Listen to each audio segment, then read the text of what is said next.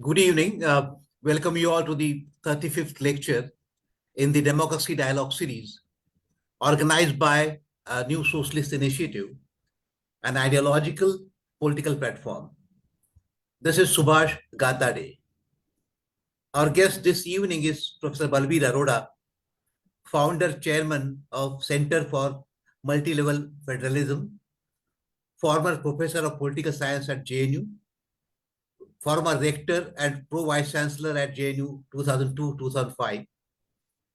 We thank him for accepting our invite and to deliver this lecture. Professor Arora has obtained his doctorate in political science from the University of Paris Pantheon Sorbonne, 1972, and he has been a visiting professor at UP in Philadelphia and Sciences Po through Paris. He has written extensively on India's federal democracy. His major publications: Indian Federalism, Origins and Development, 1992, Multiple Identities in a Single State, 1995, Transforming India, 2000, Changing Role of All India Services, 2002. He has received highest civilian honor of the French Republic, Knight in the Legion of Honor, 2011. His latest book is, which we co-edited with Professor Nico Stetler and Professor Rekha Saxena, is titled The Value of Comparative Federalism, The Legacy of Professor Ronald L. Watt. This evening, Professor Arora will be talking about India's federalism at 75. Is it secure? Friends, please welcome Professor Balveer Arora. Thank you, Subhashji. It's so nice to see so many friends and acknowledge their presence, and I hope that we will have a nice get-together discussing the state of India's federal democracy. And the first thing I need to explain is why the question mark. Is it secure? This is a moment for celebration. 75 years of the Constitution, and I think the Constitution is something to be celebrated, to be preserved, to be jealously guarded as an important achievement of the democratic movement of the people of India. That being so, this celebratory mood is also tinged with a certain amount of disquiet, a certain concern that all is not well, that there are forces at work which could destabilize the Republic, even endanger the Constitution. So, for those of us who have looked at the Constitution and its working over the years, it is natural to feel a little anxious, a little worried as to whether the checks and safeguards which keep the Constitution going are secure, are robust, are in good shape, or whether they have been undermined. So that is the reason for the question mark.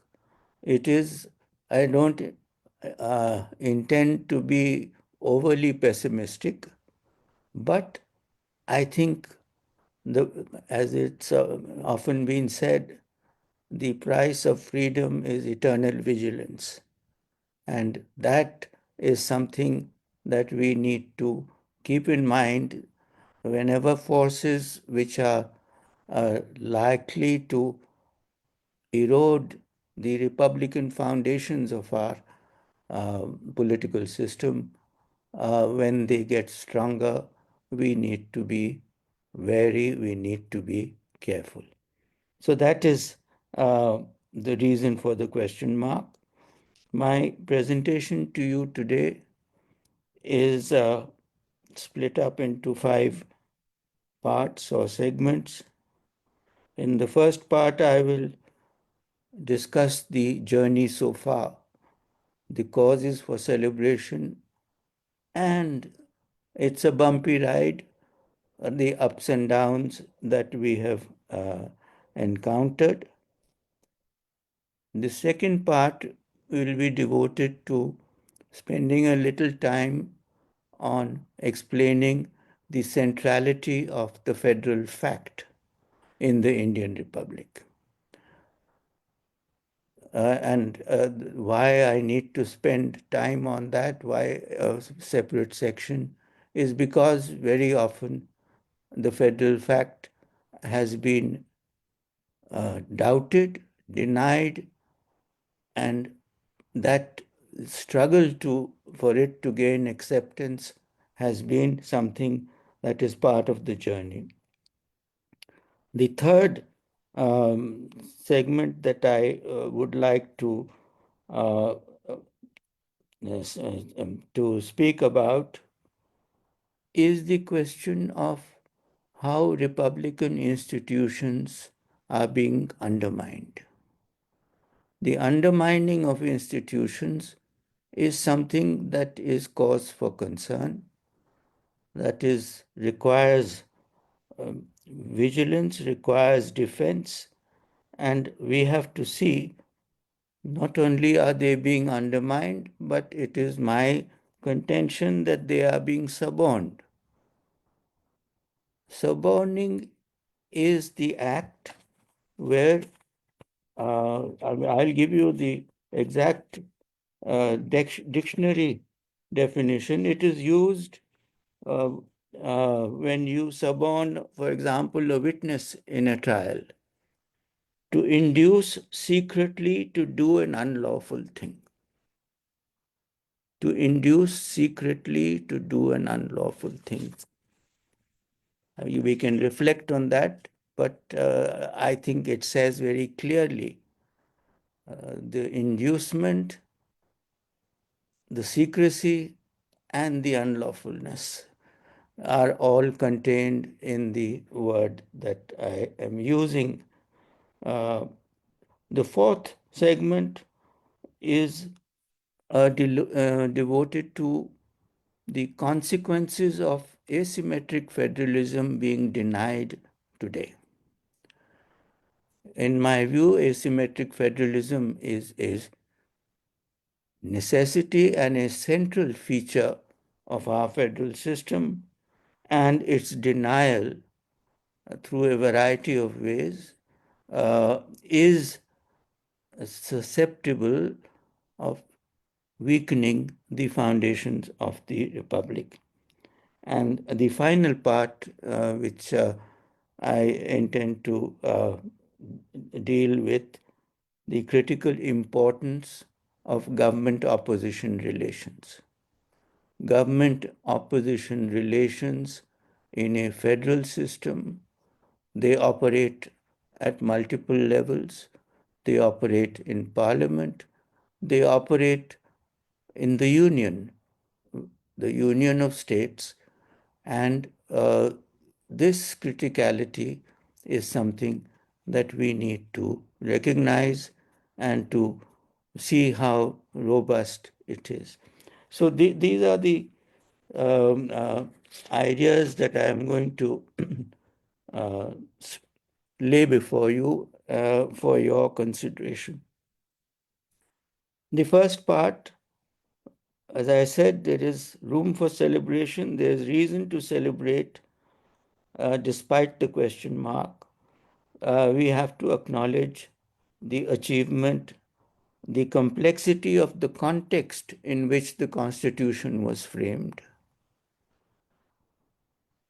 And I'm asserting this, we can discuss it, the clarity of the original intent. The clarity of the original intent is often put in doubt. And sometimes words betray the intentions, they are not sufficiently forceful, they are not sufficiently clear. But slowly, it has the robustness of the constitutional intent to establish a republican regime based on, and then the preamble is very important, based on the principles of the motto of the French Revolution: liberty, equality, fraternity. I will come back to some of these terms, notably fraternity, which is a little tricky in terms of its implementation and enforcement. And the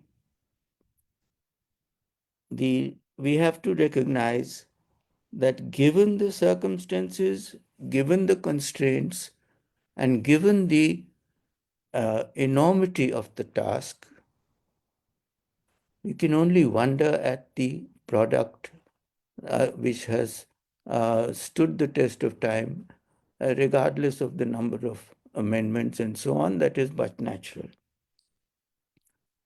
The virtues and the demerits, we're talking about the journey so far. Perfection is not human, and it is a living constitution. Constitutions are renewed by consensus by succeeding political generations. So from that point of view, we are at the fourth renewal, if you count a political generation as lasting 20 years. The Constitution is, at this point of time, this generation, and I particularly have in mind those who were born, the millennials who were born at the beginning of this century, who are now voting, are of voting age. What are the influences? What are the pressures? And dare I use the word, what is the indoctrination that they are being subjected to with regard to the institutions of this republic and this constitution? Now, the limits of liberal democracy notwithstanding, the adoption of the rallying cry, as I said, of liberty, equality, fraternity, is accompanied by the very important idea of justice. Justice, social, political, economical.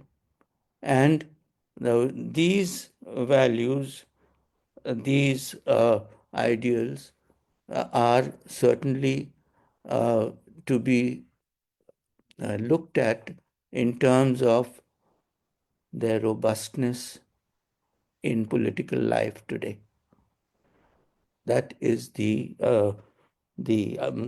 purpose of this interrogation that I put before you, because the hollowing out of democratic regimes, we have a number of lessons from history. You are all aware of Umberto Eco's checklist of what to watch out for in the slide to fascism.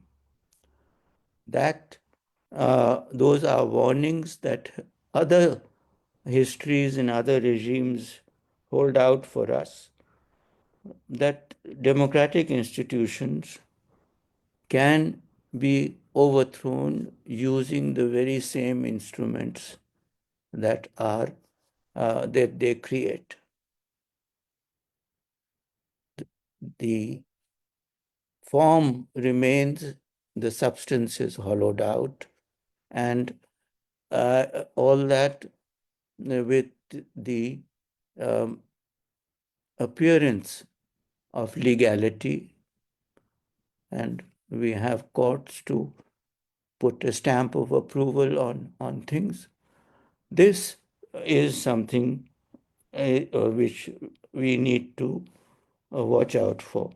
And hence the question, how safe, how secure are these institutions? What are the safeguards and how robust are they? So that is the rationale, as it were, for what I am dealing with today. Now, the journey so far, warts and blemishes included, has not been a steady ride. First thing was that the affirmation of federalism as an important component of the new system took some time. Initially, there was what is called the quasi question. Casey Weir put a question mark on whether it was federal, fully federal, truly federal, quasi federal, and it took a long time for the system to rid itself of this question mark. Today, no one doubts that India is a federal union, a federal democracy, and therefore it is important to. There was, you have to remember partition, the shaky start, which jolted the process, and many federalism issues were kicked down the road, as it were, for being tackled later. There was the development imperative, there was uh, the primordial task of establishing the roots of democracy, because it was a leap of faith, as it were, to give the one man, one vote, one woman, one vote principle right at the outset, unlike most other systems which progressively France had given its women the right to vote in 1946. So we have to remember that this was a remarkable act of faith. That is the only word that I can use. The faith in the people of India. The Republican state was endowed generously with coercive powers. Coercive powers and a strong center. We have to recognize the compulsions and the reasons for having put together such a system. These powers were made even stronger after the 16th Amendment, which is known as the Anti-Secession Amendment. And territorial unity and integrity became some sort of a sacred mantra, justifying restrictions of all kinds. And you had legislation. There, we remember MISA, we remember ESMA, we have today the so-called PMLA. The coercive powers of the state need careful vigilance to see that they are not misused and abused. And that is one of the reasons for the question mark, is that can they be used to overthrow the Republican institutions? Republican Constitution and the value of fraternity is something that I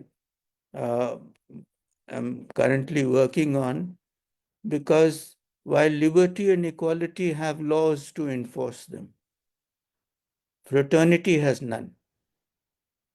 You can't legislate fraternity, you can't implement fraternity. It is something that remains a core value without uh, uh, the legal instruments to implement it.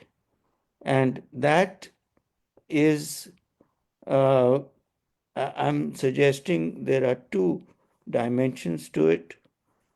The first is at the level of the individuals, where you have uh, the notion of solidarity and the notion of citizenship.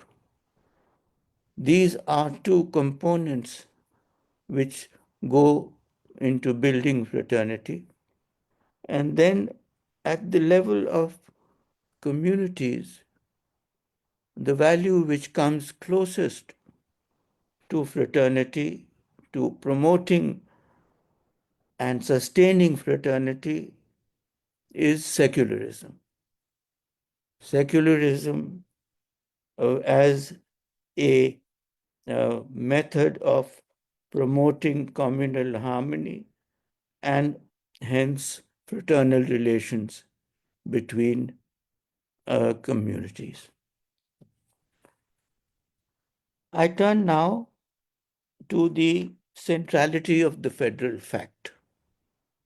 The centrality of the federal fact and emerging concerns. There is a fear that federalism is being denied and democracy is being diminished. We already had a strong center. The question that we need to ask is, do we need a stronger center? What was designed was strong. Where comes this need for a stronger center? A center which is integrationist, which is assimilationist. That is the, I'm submitting to you, that is the, therein lie the possibilities of undermining federal democracy. You have this concept of the double engine sarkar, which goes totally against all established federal principles, where the distinctness of the mandates at the two levels, not to talk about the third tier, we'll talk about that later. Each mandate is for specific purposes to exercise defined powers, and the right to use those powers, to exercise those powers, is enshrined in the Constitution. So that is one, that this question of the subordination or the suborning, if you like, of the office of governor. The office of governor enjoys no security of tenure, entirely at the mercy of the president or the central government, and that as a break on the state government in the exercise of its rights and powers is something that comes as a supplement to the breaks that the central ministries might be tempted to apply. The other example which is before us is the 129th Constitution Amendment Bill, which is now before a joint committee of Parliament.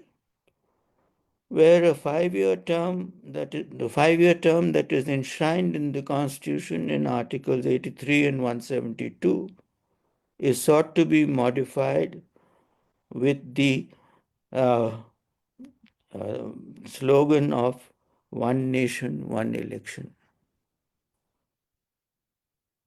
One nation, one election is in fact linking the fate of state governments to that of the central government, and therefore denying the constitutional imperative of separate mandates and the division of powers that is enshrined in the federal structure.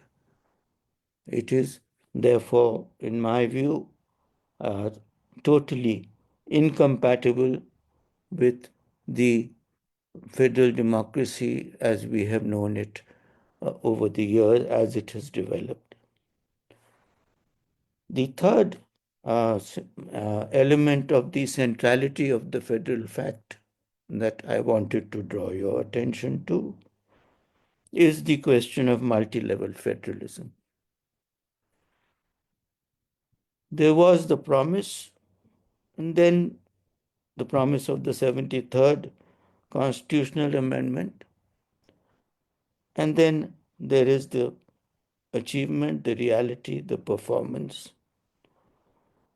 The promise was the concept of a sort of cascading federalism. A cascade of powers. The center would shed powers to the states, and the states would then in turn pass them on to the local self-government institution. We know that the cascade didn't quite function that way. There was initial hesitation at the first step, and then the states themselves, though the record is uneven, there are remarkable examples of states which have made the third tier institutions function. The case of Kerala and West Bengal earlier, even now. This third tier is now confronted with a new challenge, which is presented by the emerging digital reality that is shaping decision making and is shaping the exercise of executive powers. We'll talk about that a little later, but it is the instruments for impeding, if you like, the effective transfer of powers. The instruments are stronger in terms of technological possibilities. I come to the question in this third segment on Republican institutions being undermined and suborned. We saw that suborning has the elements of secret inducements, and the objective is to get the institutions to function, do unlawful things. Now, the Republican state and democratic government, the distinction between the state and government is crucial. The institutions of the state are permanent, governments are temporary. And when there is confusion, when there is fusion of state and government, the chances of this kind of undermining become even more real, even more worrisome. The institutions of the Republican state are of two kinds: the representative, which are subject to democratic accountability and popular will,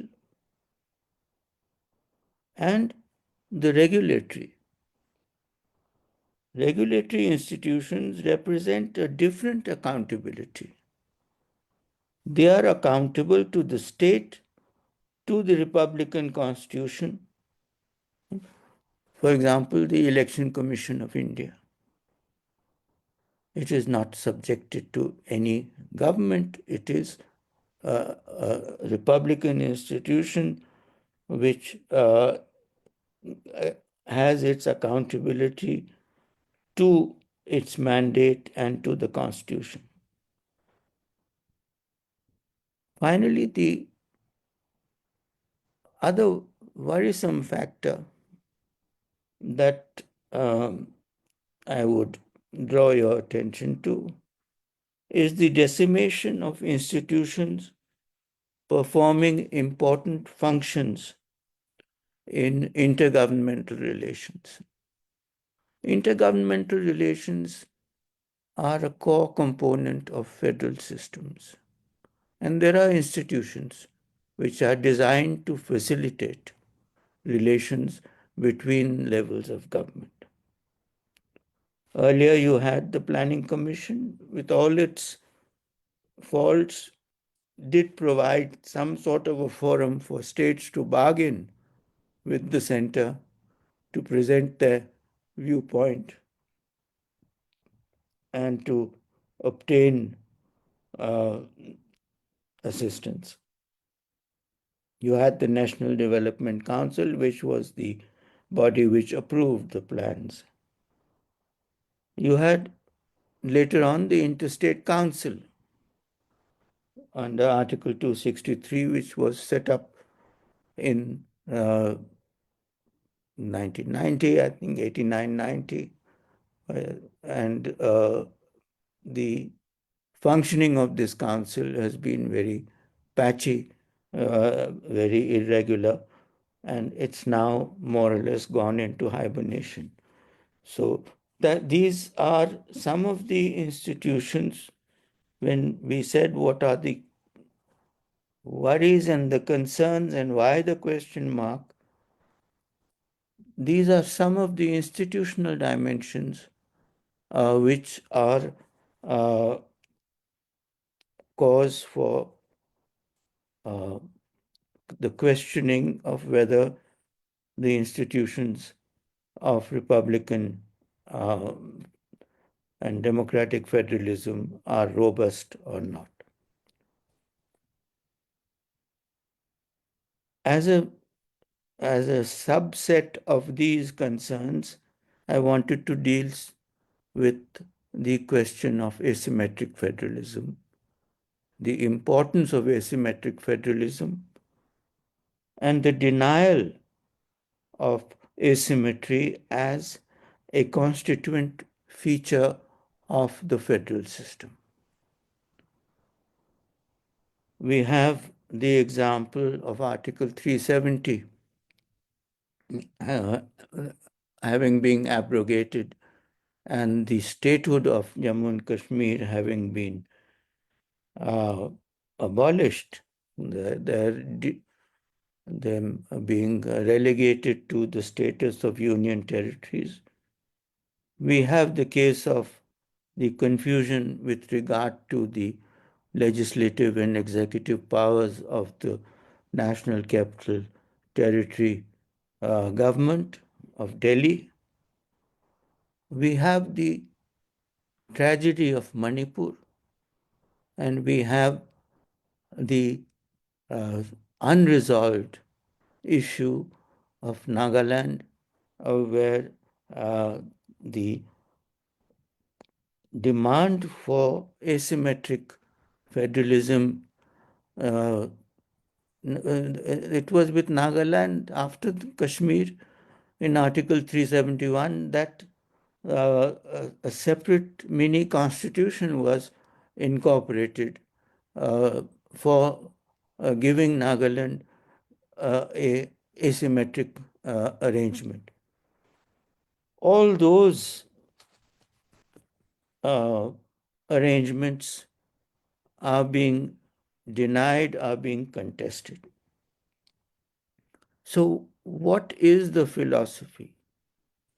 What is the objective? Let me say quite clearly that pure majoritarianism is incompatible with federalism.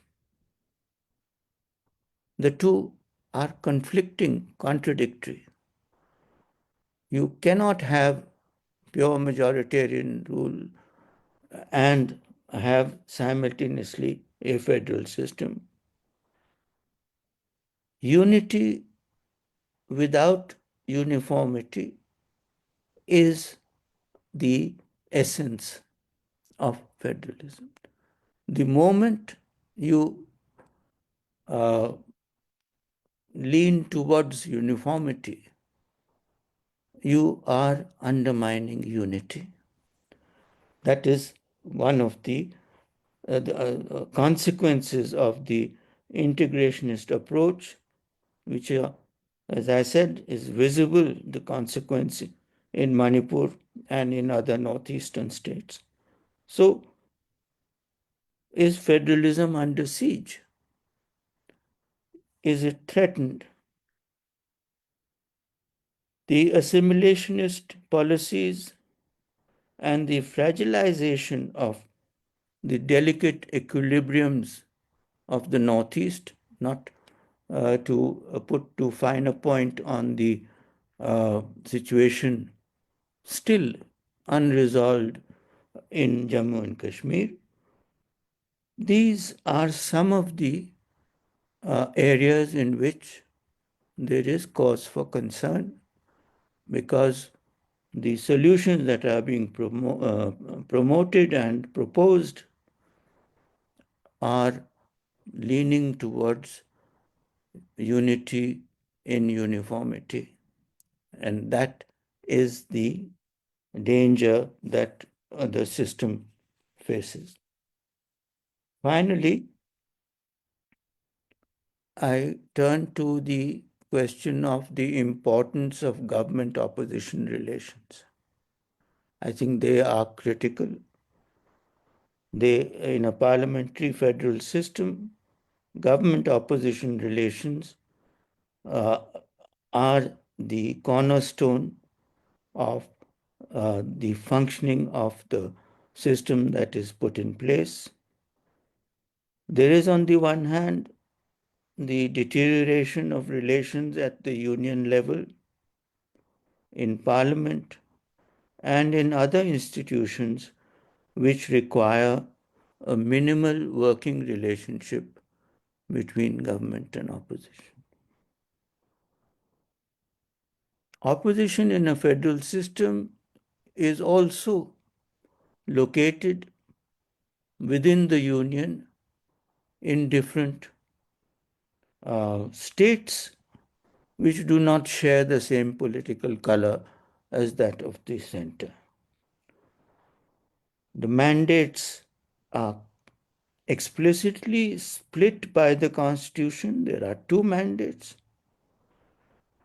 which gives the possibility of divergent views. And one of the things, we see this in other federal systems, the term that has been coined there is uncooperative federalism. This is happening, for example, in the United States with this, what we would call a central government that many states do not agree with. They do not share the views of Washington.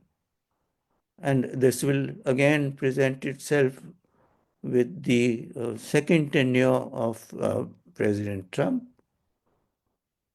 The way in which this is carried forward is uncooperative federalism, where states use the powers at their command given to them by the Constitution to resist what they think are dangerous and unsound policies.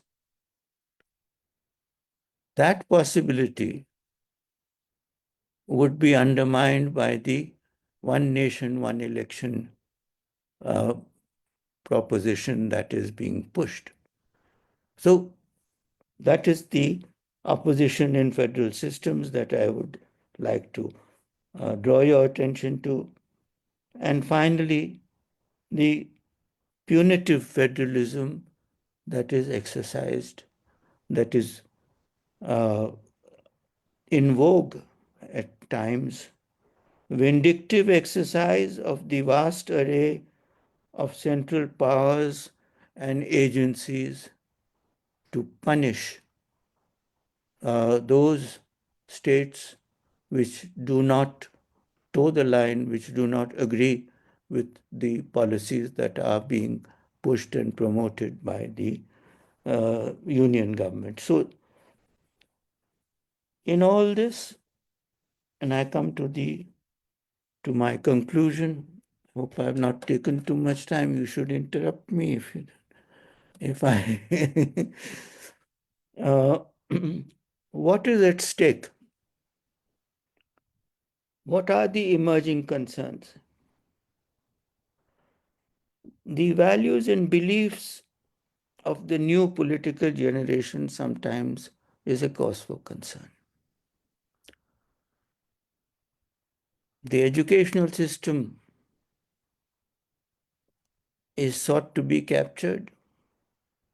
We are all familiar with the ways in which educational institutions can be brought to heel and made subservient to an ideology.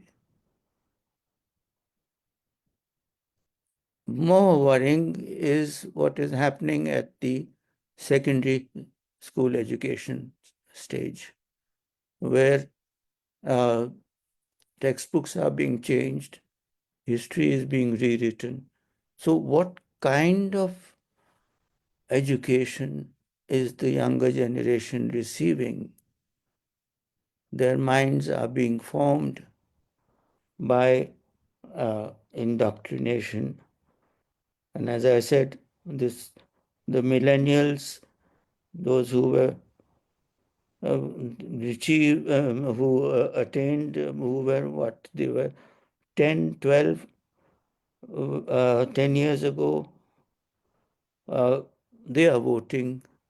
I think we need to pay more attention to what remains of a sound educational system.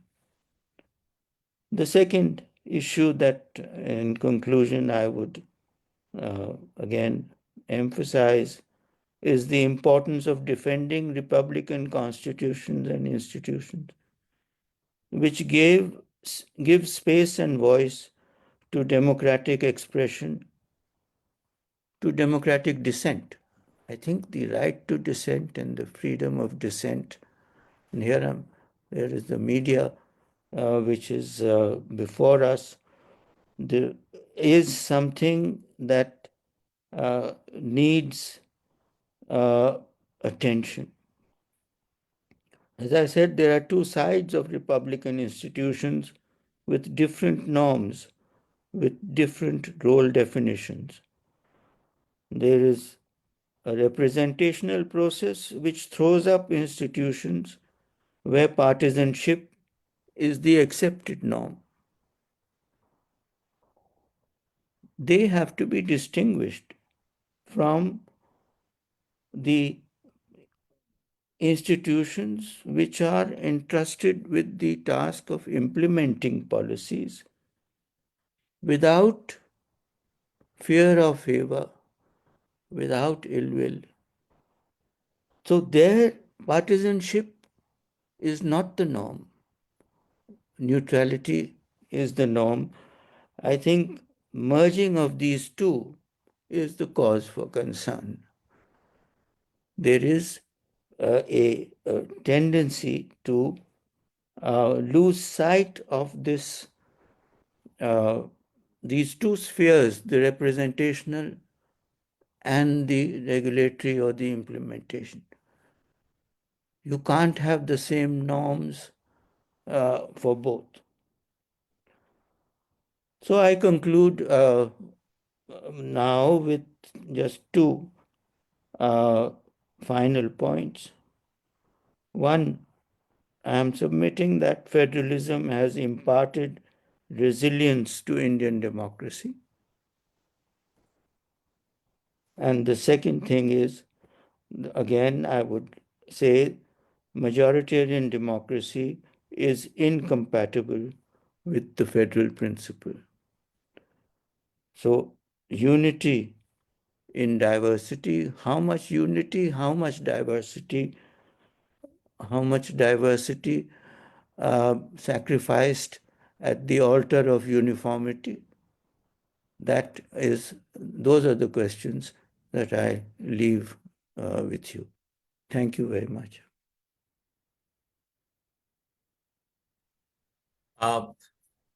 Thank you very much for giving a detailed presentation about the challenges before India's federal democracy and other nuances of it. So I will, before I invite the scholars here who are gathered, scholars and activists who are gathered here to participate in the discussion, I will request my friend and comrade Ravi to share his views, and then we can start the discussion. Ravi, please. Thank you, Subhash, and thank you, Professor Arora, so much for accepting our invitation. And what a wonderfully thoughtful talk, bringing out the complexity and the challenges of that democracy is facing in India. Just to kick off the discussion, let me ask a rather elementary question about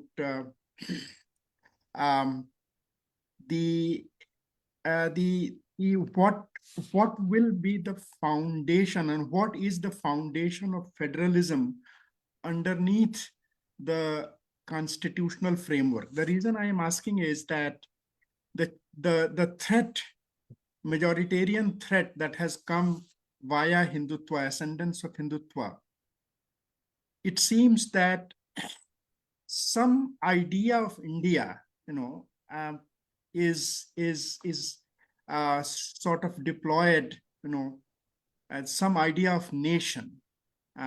So the unity aspect that you are talking about is underlined there. Some idea of India, they have a malignant idea of India, which is majoritarian, which is communal, and so on.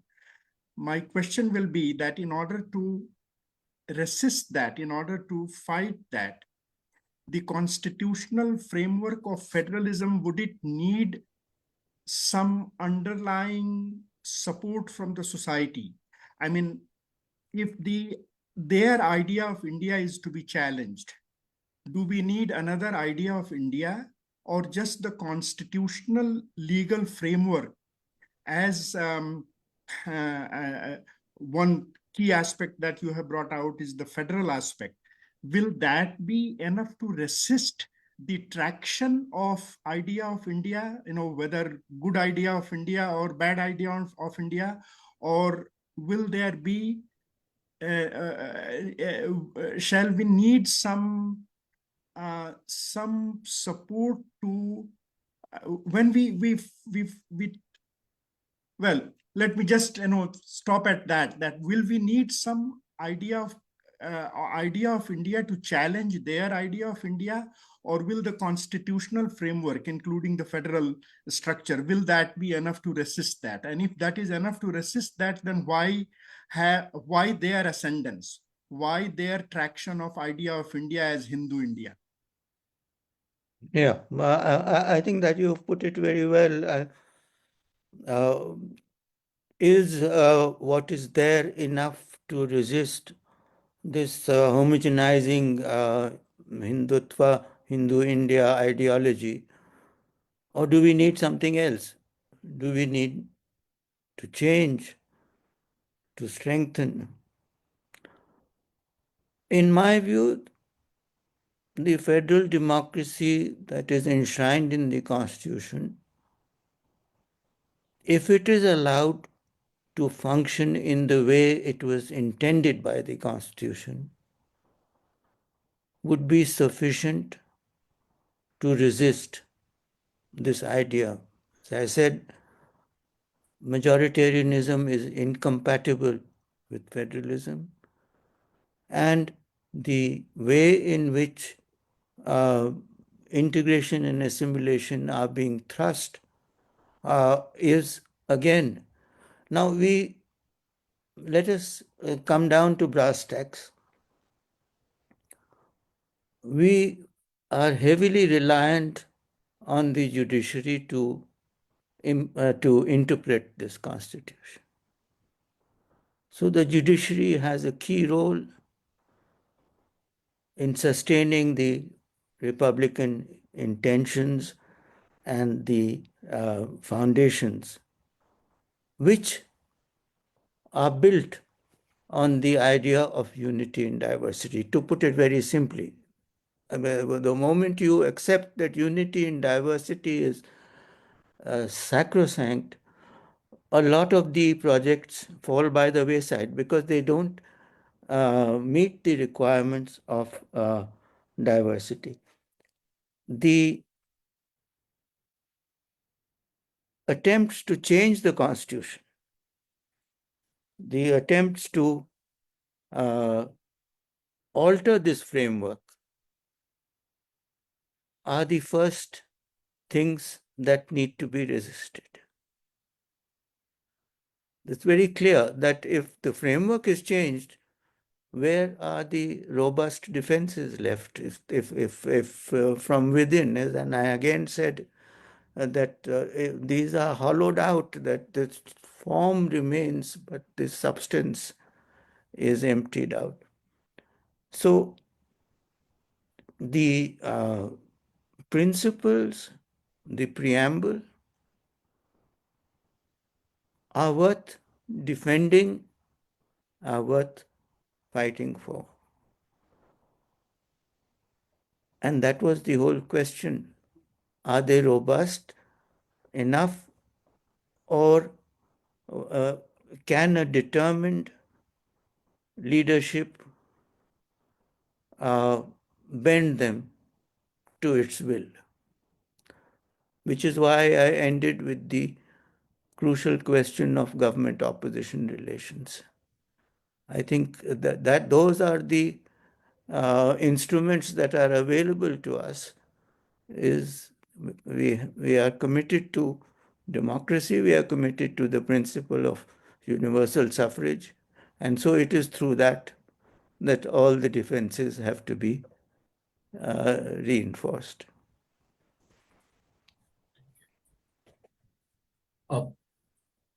We have with us Professor Harbans Mukhia. I will just request him to unmute and share his views. Very nice. Very happy to have Harbans sir, please. Thank you very much for the presentation. Apart from the institutions being undermined and so on and so forth that you talked about, within the framework of the Constitution, I think there is one strong element of democracy as such, is the people, the electorate, the people who elect these governments.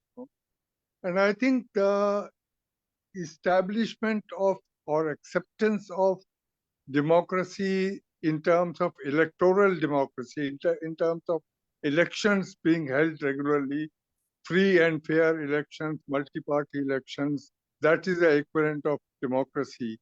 That is extremely flawed, it seems to me, because not only in India, not only in this election, not only now, but around the world, this electoral democracy or democracy as the elections as the equivalent of democracy have been manipulated again and again and again by various kinds of governments in many, many different ways.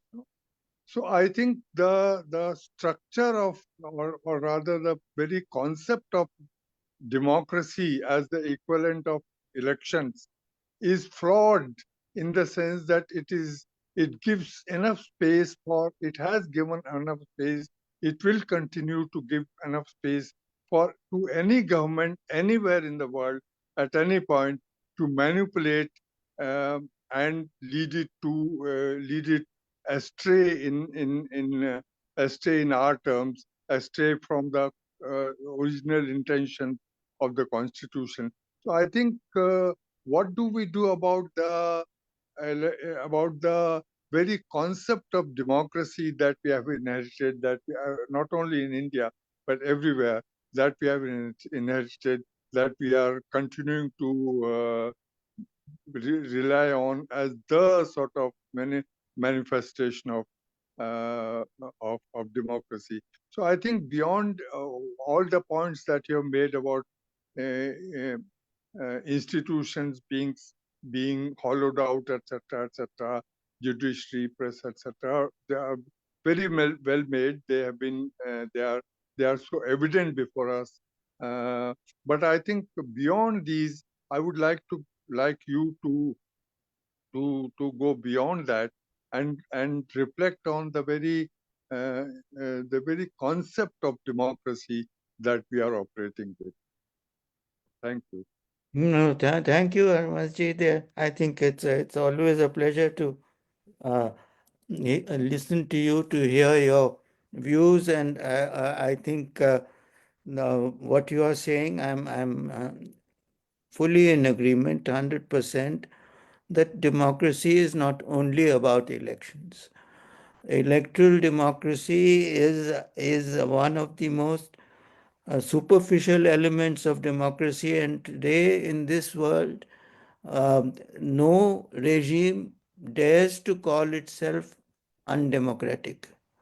All of them go for elections, and the results are there for us to see. Therefore, my idea was not to limit democracy to electoral democracy. We talked about the substance of democratic functioning, whether it be government-opposition relations or the respect for the division and sharing of powers within and the sustaining of institutions. And so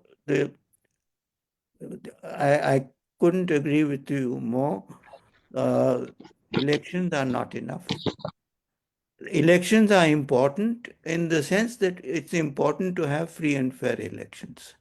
Otherwise, the whole base is vitiated. So I would not say that the role of the Election Commission or the scrutiny to which it is continuously subjected is not relevant. It's not important. But beyond that, electoral democracy is, Armansi, I fully agree with you, is not the end of democracy. It is only the beginning. And I think that is something that we are fully aware of. I will request Comrade Bhargav to share a question from the chat box. Question. A comment from Mr. Sridhar, V.S. Sridhar, from the chat box. Right. It was an excellent account of the trajectory of Indian democracy. You mentioned the underlying relation between federalism and secularism.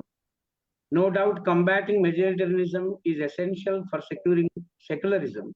However, are there any other dimensions to this relationship between secularism and federalism as a civilizational project? Yes, no, I brought in secularism in the context of the objective of the preamble relating to fraternity. That secularism is one of the ways in which fraternity can be promoted through communal harmony, through respecting the richness of our composite culture, and through the basic tenets of the state not being partial to this or that religion. That is secularism. Now, this যেটা is not অন্যটা enough. এটা বনে This, I mean, it is not sufficient. And as Sir Ravi Sinha said, the building up of a counter narrative to oppose the majoritarian Hindutva narrative remains a task to be carried out. So the reason why I brought up secularism was in relation to one of the ways of realizing the fraternity that is sought to be achieved beyond liberty, equality, and justice. And that is the value of secularism. Now, some people question the insertion of the term in the preamble and so on, but I think those are really frivolous issues. It is very much in the spirit and in the essence of the preamble, fraternity and secularism. I'm linking the two. We have with us Professor Joya Asan. I will request her to unmute herself and share her comments, share her views. Joya ji, please.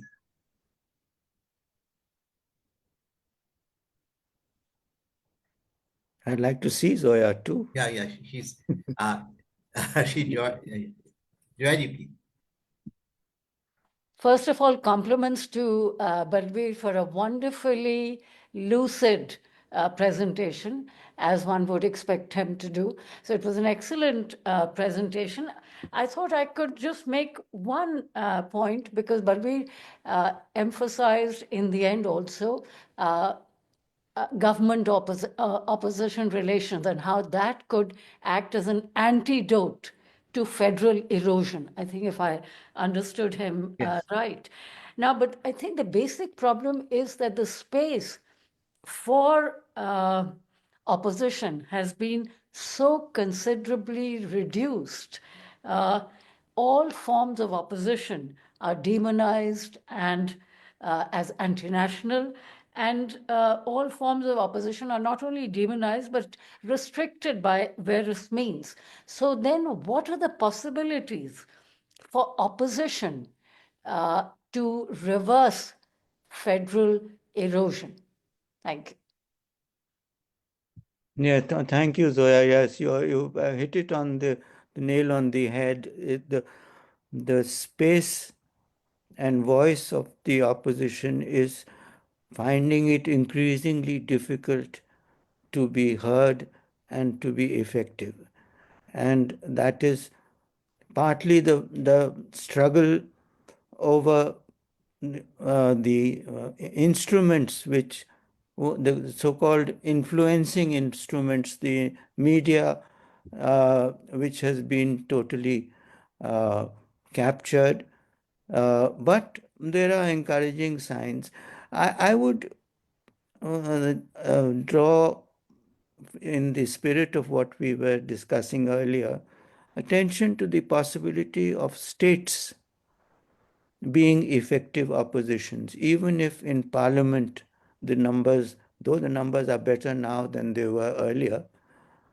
And there we have to keep a watch on the agencies which are responsible for funding the states. Now, the Finance Commission is working. It is expected to give its award. We have to make sure that there is no victimization, vindictiveness and penalization. The other thing that you may have to watch out for is the delimitation that will follow the census. That is an area in which, again, opposition space could be decreased. So, Zoya, I think you're absolutely right in pointing out to this process that is underway of the diminution of the space and voice available to the opposition, which makes it all the more necessary to recognize this as one of the fundamental features of our federal democracy. That if we don't have space and voice for the opposition, we are failing as a democracy. So that what is called democratic backsliding and so on, these are the indicators, and these are the areas in which we need to continuously function. We are with us, Professor Jayati Ghosh. I will request her to unmute and My goodness. share her views. Jayati.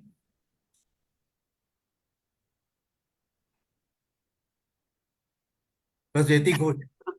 Yeah, Can you hear me? Yeah. Yes. Yeah, thank you so much. I think that was an absolutely brilliant lecture, Balveer. That was really very, as Zoya put it, very succinct. I think you captured the essence, and you also brought out many elements in a very beautiful, cohesive way. I want to pick up on Zoya's point, actually, and on your answer about the states becoming, in a sense, the focal points of opposition, because you brought out something very important, I think, the idea of punitive federalism, which is really what we're experiencing. The ability of the center to punish the states that express dissent or are led by opposition parties and so on. And I think, unfortunately, you mentioned the Finance Commission, it can only do so much, essentially because the Constitution, unfortunately, allowed cesses and surcharges to be retained by the center. Increasingly, those are becoming the dominant form of new revenue mobilization. The GST has removed the ability of states to have independent fiscal powers. And so we find a central government that is using its fiscal powers to punish states. And these are powers that cannot be changed by the Finance Commission. And these are powers that are, it's not just in terms of the cesses and surcharges, but it's all kinds of things, whether you will declare a particular thing to be a national disaster or not, whether you will enable funds to be transferred for periods of extreme exigency that states face. And we have seen this now, especially in the last few years, that states that are experiencing, let's say, climate disasters or other shocks, do not get the funding that would earlier come automatically, that states are systematically denied revenues, whereas other states, which are supposedly double-engine sarkars, like UP and so on, receive an excessive amount of largesse, and that also enables states that could have been seen as part of an opposition, or at least as states that rely on the government, which the government relies on for support within parliament, can be bought off, and other states can be systematically denied. So I'm wondering how states in which this carrot and stick strategy is being used so effectively, how do we see them emerge as ways of, what can we do to make them actually become the foci of opposition when such a strategy is being so effectively used? Thank you very much, Jayati, for that question. You've given many of the answers yourself, I think, and in your last talk, which was also very lucidly presented. I think the idea was to highlight that the struggle is at two levels, at least the central level and at the state level. And how the states can, you're absolutely right about the limitations of the Finance Commission, the pressing for including the cesses and surcharges within the divisible pool, pressing to raise the limit, the shareable thing to 50%. That's all. Most of the states are asking that. But we don't have any illusions. These things may not happen. I think one of the agencies for which we could work is the Interstate Council. The Interstate Council, the way it is structured, it depends on the Home Minister and the Prime Minister if they want to convene it or not.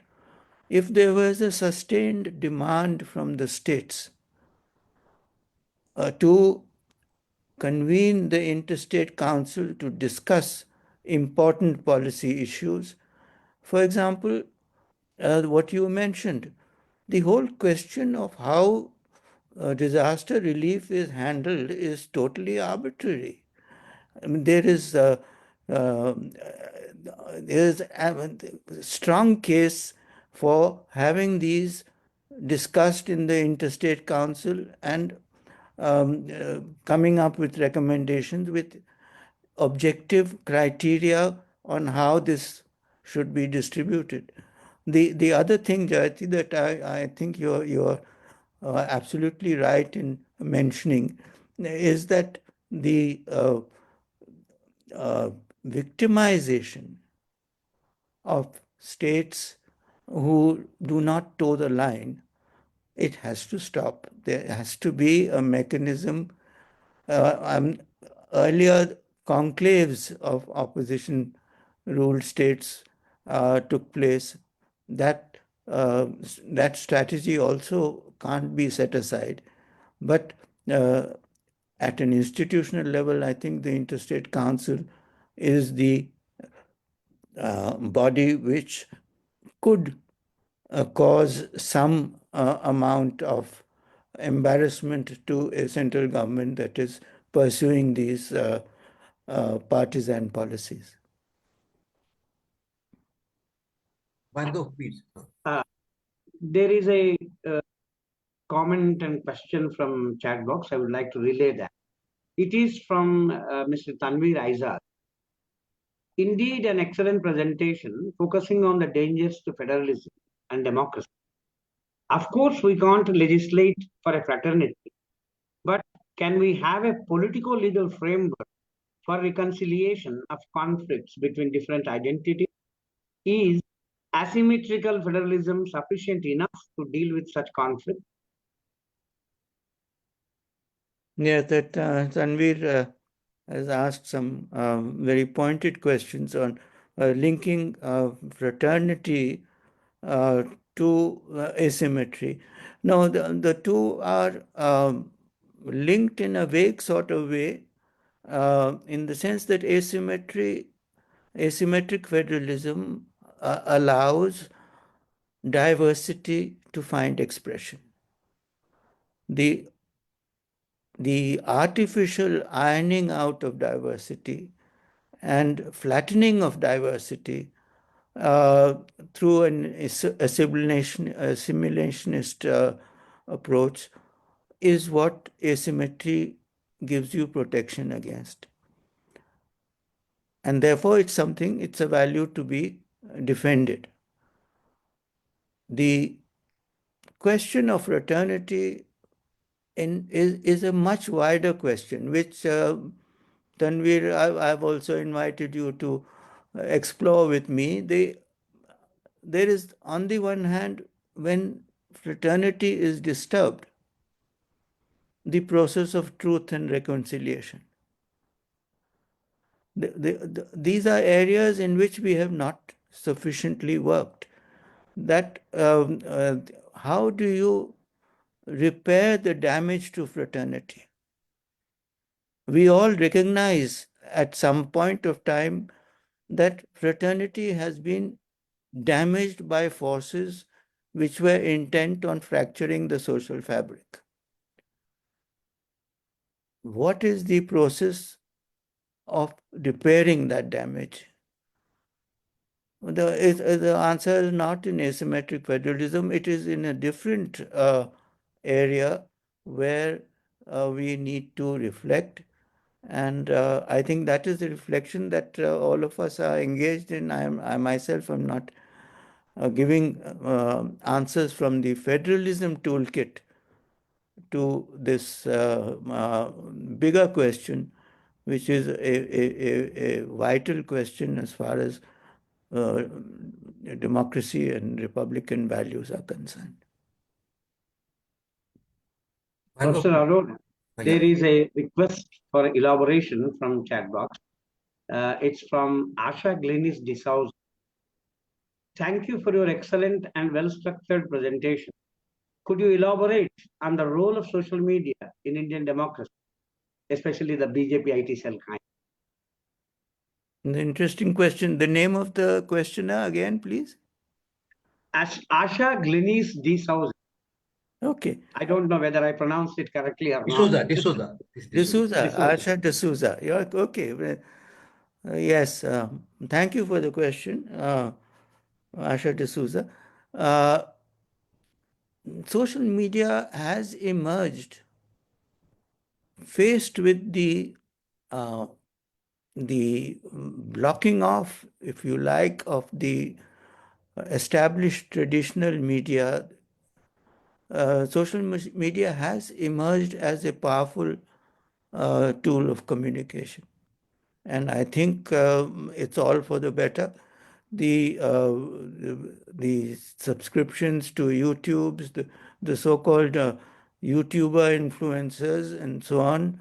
I mean, Ravish Kumar is an outstanding example, but there are many others. That role needs to be also protected and preserved in the interest of the expression of diversity that we were talking about. Because the avenues that are available in the mainstream media have shrunk considerably, and therefore there are attempts to regulate these also and there's legislation afoot. I think those need to be carefully scrutinized, and the space that has opened up for expression, for democratic dissent, needs careful nurturing and protection. We have with us Professor K.K. Kailash. I will request him to unmute and share his views. Professor Kailash.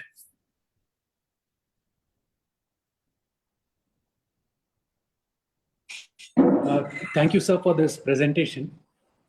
My question is about the point about fraternity that you raised. Yes. And I just wanted to ask you whether fraternity would be possible in the light of the increasing competition between states when it comes to economic issues. So the competitive federalism that we often speak of, I think pushes states sometimes to not take care of other states, or smaller states are sort of pushed aside. So in that context, can we think of fraternity not merely between people, but between states as such, which federalism actually speaks of when we talk of shared rule? Yeah. Yes. No, that's an interesting point. Yes, because no, I haven't dealt with it, but thank you, Kailash, for raising it. I was, even though the talk was on federal democracy, when it came to fraternity, I was tending to talk about individuals and communities. You have brought in the dimension of fraternity, fraternal relations between states, where, as you say, there is a certain amount of competition which comes in the way. The issues on which there is convergence are to be identified and to be strengthened. I think Jayati mentioned the question of effective and impartial distribution of disaster relief when disaster strikes. We have seen that it's very rapid for some states, it's tardy for the others. The other area in which there could be convergence is climate governance, climate federalism, because the coastal states have a common interest. And unless there is some element of consultation with the states and they're given a voice in this very major emerging, you know, that this year was the hottest, and then we celebrated, well, not celebrated, we marked the anniversary of the tsunami a few days ago. There are convergent interests. It's a question of identifying them, and it is, in my view, something that one could work towards.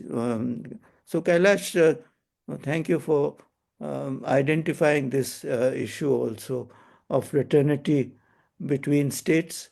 I'm sure there are interests on which states can come together and have a common platform.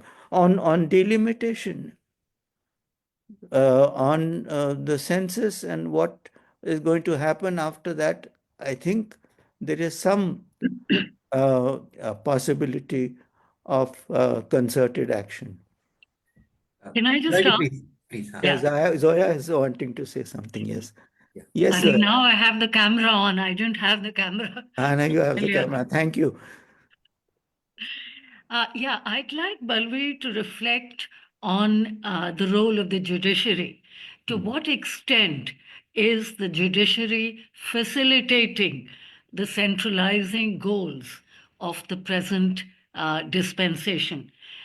Think of the role of the judiciary in the J&K Article 370 abrogation in the case of Maharashtra and so on. Well, one can think of two very striking examples where the judiciary has played a very doubtful role. Now, I think this is important given the constraints on the opposition and the further curtailment of the influence of southern states after the delimitation of constituencies, because it is the southern states which have really taken the cudgels on behalf of federalism and who have been in the forefront of taking up the whole issue of federal erosion. It's not the northern states, it's not the western states, and certainly not even, well, I mean, Bengal has, West Bengal has certainly, but obviously not the northeastern states. They're much smaller and they're much more dependent on the center, so one does not expect that the northeastern states would take it up. But certainly, for example, Maharashtra is such a huge state, so important. Bombay is the financial capital of the country, but Maharashtra is not known to be taking up issues of federalism. But the southern states have, but their influence is likely to be curtailed if the delimitation works in the way in which it is expected to work. And therefore, I think the role of the judiciary becomes even more important. And I was wondering, because Balveer has been working on this area as well, and he did at the beginning of his presentation make the point about the judiciary. And I was wondering whether he's had reflected further on the very crucial role of the judiciary in facilitating centralization. Thank you. Yeah, thank you, Zoya. There are two issues that you've raised, which one, of course, is the whole question of census and delimitation, which I don't think the judiciary will have much to do with. It's an independent exercise. But the instructions, the control over even the data gathering machinery of the central government and the loss of autonomy of independent data gathering institutions is another cause for concern. But we'll put that aside. As far as the judiciary is concerned, it's customary to refer to the Honorable Supreme Court. The record is very patchy. I mean, you have to admit that on crucial issues, the decision is very high sounding and very impressive, but no follow up. The case of Maharashtra was one and in the case of J&K you have mentioned.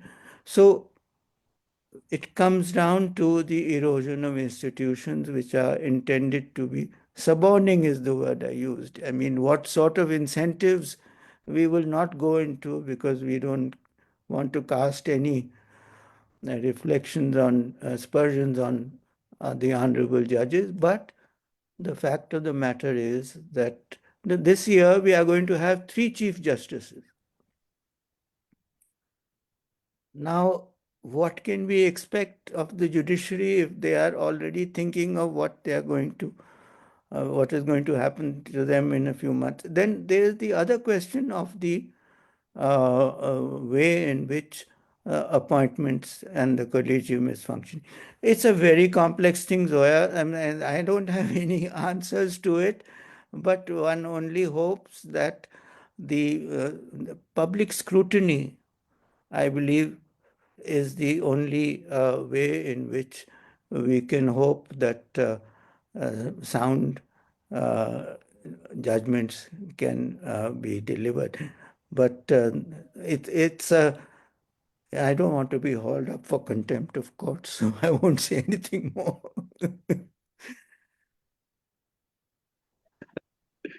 Thank you, Professor.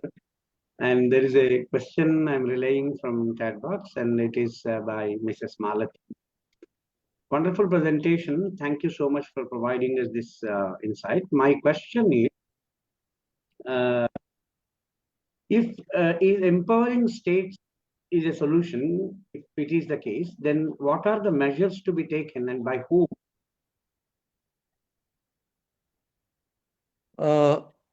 Empowering states, I'm not here building up a case for increasing their powers. I'm putting forward a case that they be allowed to exercise the powers that they have been given under the Constitution.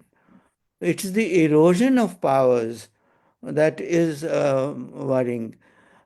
Increasing their powers, eventually, yes, there are certain areas in which they could have more powers, but if they could count on impartial institutions giving them a fair deal when they are due, I think that would be already a good step forward. But what we are, when I said federalism under siege, is that the rights that are theirs to exercise, the powers that are theirs, are being stymied. Is either the governor or the central agencies, the enforcement directorate, this and that. I mean, you know this whole story.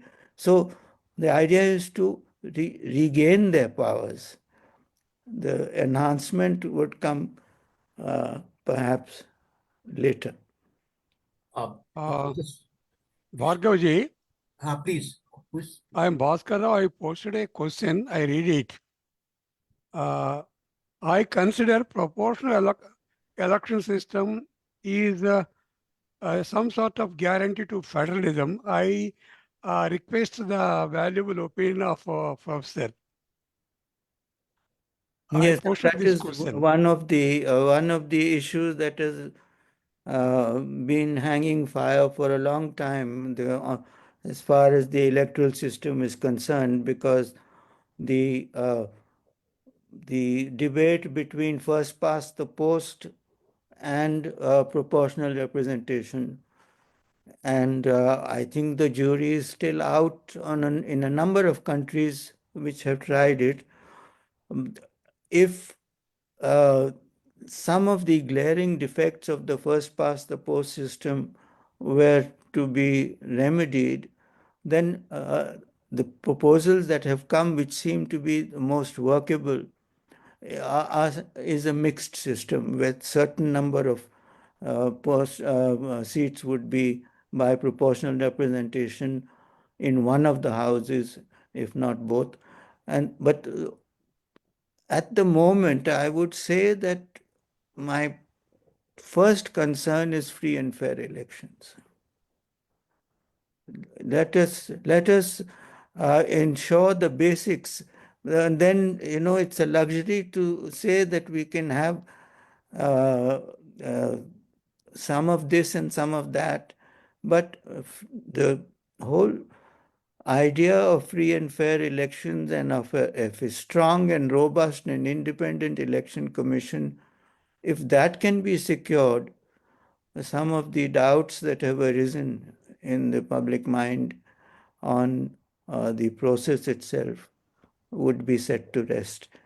So I'm very unambitious in my goals. I mean, I'm not changing the system, just want the system to work in the way it was intended.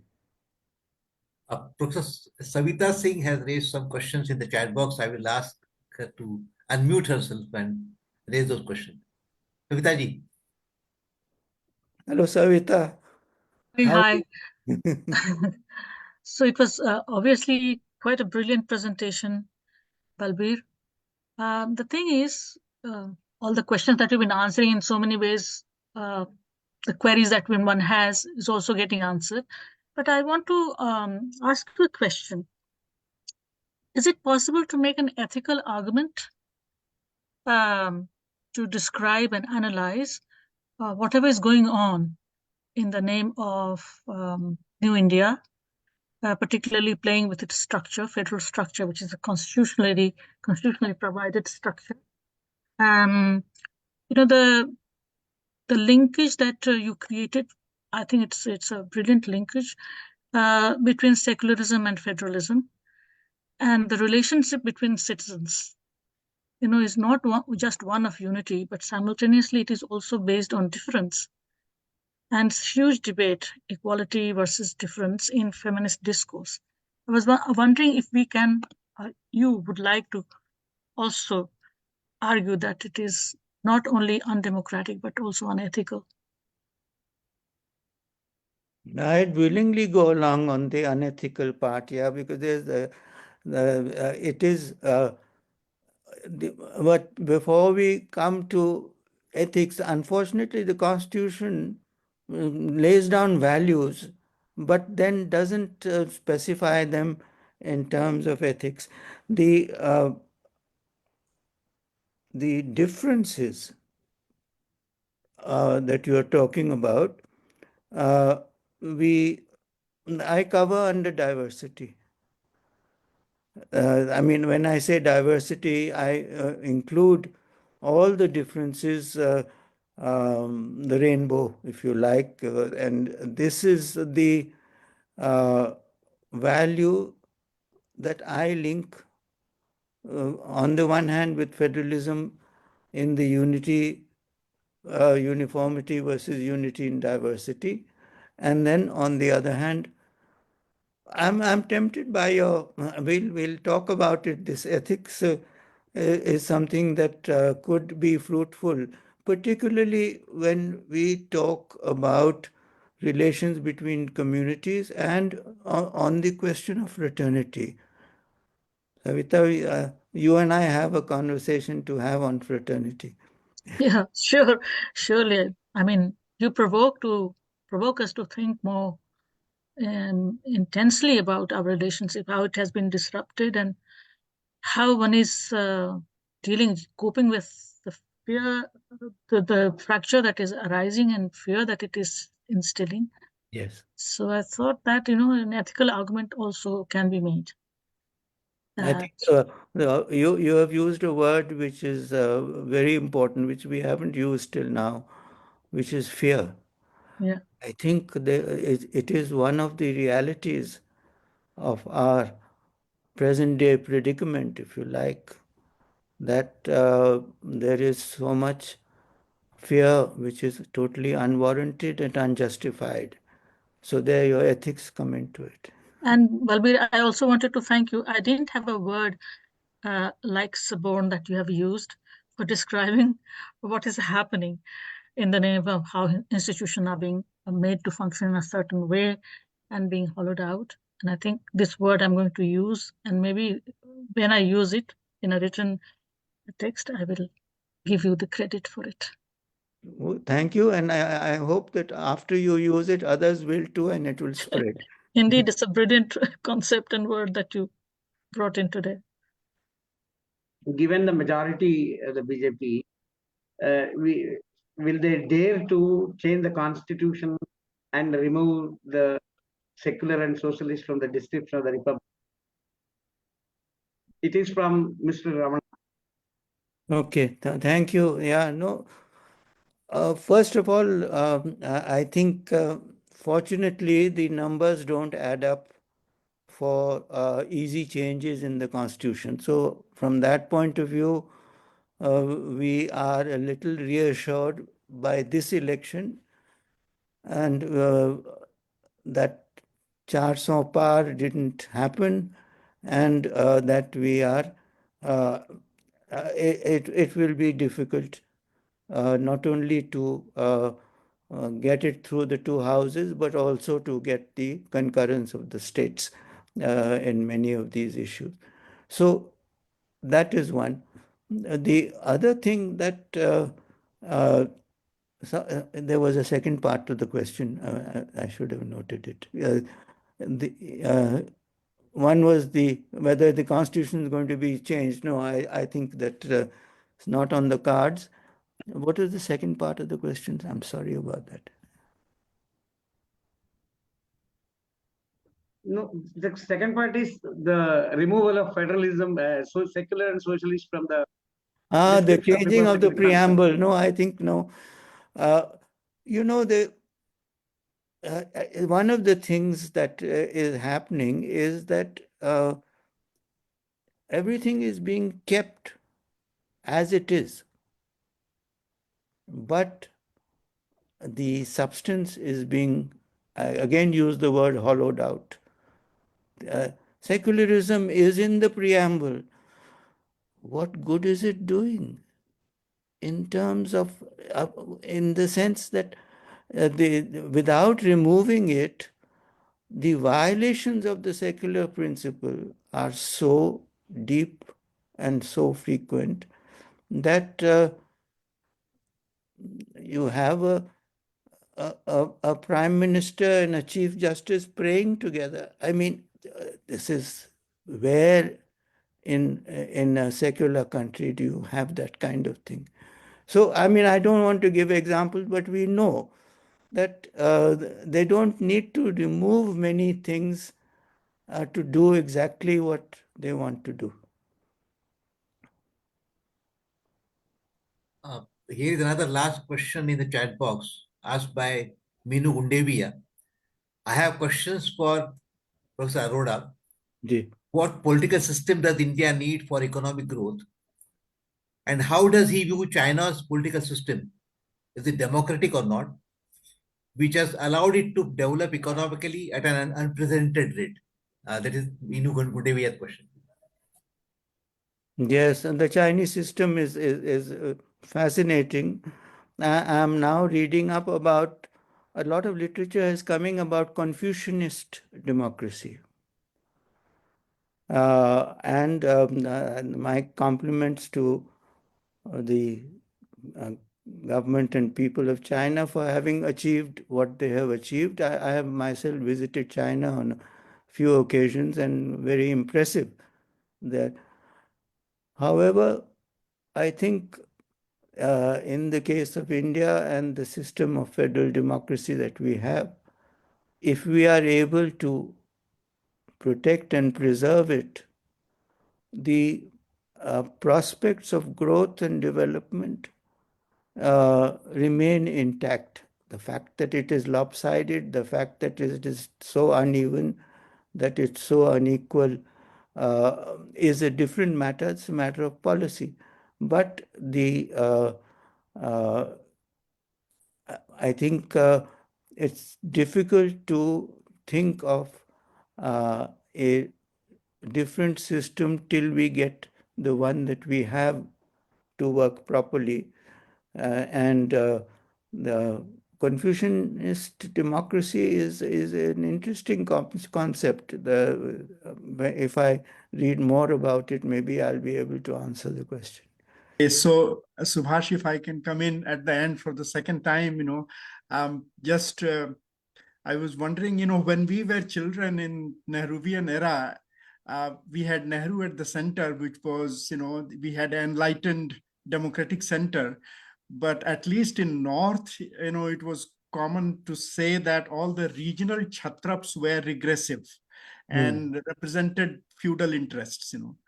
Now we have a regressive authoritarian center, and we are hoping that if federal structure is preserved, that will be a resistance to majoritarianism and emergent fascism. But in abstract, in general, do you think that we have a better chance of getting an enlightened democratic center, which will then help democracy grow in the country, or the federal, the regional governments, state governments, will they have a better chance at safeguarding democracy and resisting authoritarianism? It's a repetition of many of the questions and my own first question, but still, this relationship between center and states and trying to get a democratic enlightened center, then federalism also is preserved. Is it realistic to hope that 29 states together will be able to have a enlightened democratic India? A very tough question to end with, but I think as Jayati said, the possibilities open to the states are limited. So I think to hope, the best that one can hope for is that they are able to safeguard and pursue their own interests. But the instruments that are available to them are so inadequate, both financially as well as in real terms, in legislatively and politically. What you've put is a conundrum, because neither of the two it would be the answer eventually, which is it's a very depressing note to end on. But I think what we can hope for is a halt in the downslide. If we agree that things are going the wrong way, so then there is a question of redressal. And then after that, what results are achieved is something that we can hope for. But this downsliding is and the erosion of institutions as well as the basic principles of federal democracy is what we could try to focus on. Thank you very much for this exhaustive, lucid presentation, sir. Thank you. And explaining the challenges which we face today and what can be done, what needs to be done in these hours. Thank you all participants for joining the debate. All Professor Joyas and Professor Harbans and all others. I will not name anyone, but Nirja Gopal Jayal was also there. She was also there, and she will be here next. All my faithful friends and colleagues.